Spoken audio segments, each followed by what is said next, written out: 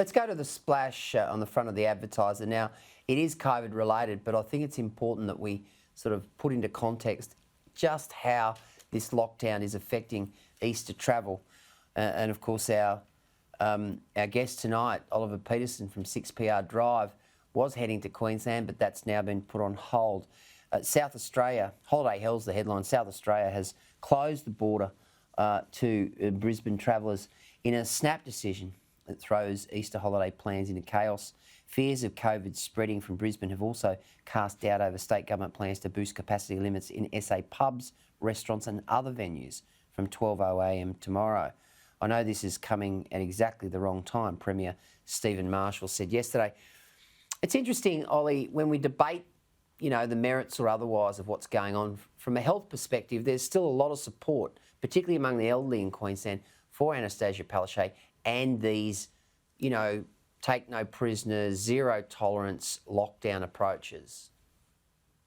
Oh, and the same here, Gleeson, the same in Western Australia. There's more supporters for lockdowns and closed borders than there aren't. It's as simple as that. It is popular.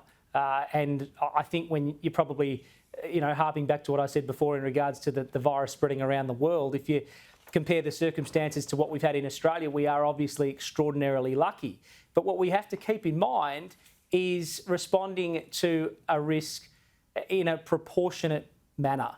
And full lockdowns or snap lockdowns or border closures or telling people that when they're arriving back in their state they have to quarantine for 14 days, that's just going to make people think twice before going anywhere or doing anything. And again, we live in a great country.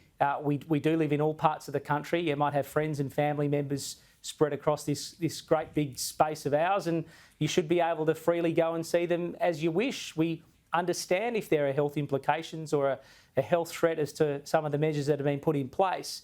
But where we are at the moment, again, now we'll have to wait out of Western Australia to Queensland a full 28 days before allowing Queenslanders or West Australians in Queensland to walk back into the state not having to quarantine. Now, that doesn't seem to measure up when at the moment we're only talking about a handful of 7 cases. So South Australia goes through similar swings like Western Australia, and it seems to be popular with a lot of people, but I just wonder how long, Gleeson, this can go on. And I think everybody has a personal threshold when it comes to this, or their own personal stories, and they're impacted by it.